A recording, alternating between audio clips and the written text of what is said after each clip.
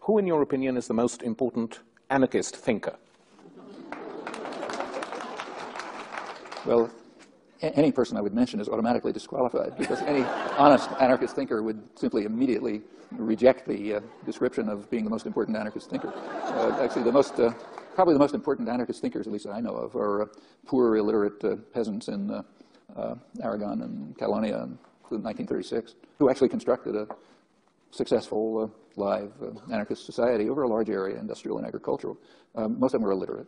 They left documents. So there are some documents left which are extremely interesting. And it wasn't spontaneous. This had been after efforts that had been going on for 70 years. Efforts that were attempts to crush, to try again, educational programs, all sorts of things. Finally, in the first year of the Spanish Revolution, it broke out and flourished.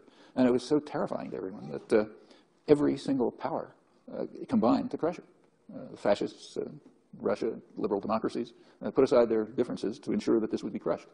And after they crushed it, they went, they fought the war as the War of Succession. Well, they were probably the most important anarchist thinkers. And the same is true everywhere. You take a look at the, say, IWW in the United States. I mean, those were important anarchist thinkers who actually carried out actions, which led finally to the development of the American labor movement, which had been bitterly suppressed. The U.S. has a very violent labor history. Actually, you know about it around here. But their activities and others like them finally did lead to substantial successes. There's major attacks against them since, but those are successes of people who are constructing worker-managed,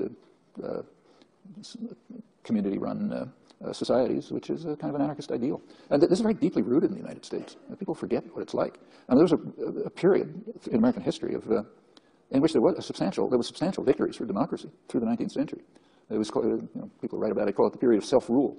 It was based on the assumption, which is very widespread in the United States, that wage labor is not very different from slavery. I mean, that was the slogan of Northern workers who fought in the Civil War. In fact, it was even the slogan of the Republican Party. It was, slavery is, of course, unacceptable, but so is wage slavery. You have to control your own fate. You read the newspapers written during the period of the freest press in the United States, the late 19th century, where working people were running their own newspapers, communities, and others. People in the mills in eastern Massachusetts, origins of the American Industrial Revolution, their press is what we would call anarchist. These are, Irish artisans from the slums of Boston, farm girls from what they called factory girls, young women coming off the farms into the mills. They just took for granted that those who work in the mills should own them, and that we should create our own self-managed society, integrating with others. That's a deep part of American history. It takes a lot of effort to crush it. On that utopian note, I think we've come to the end of the evening. Thank you all very much, and thank you, Noam.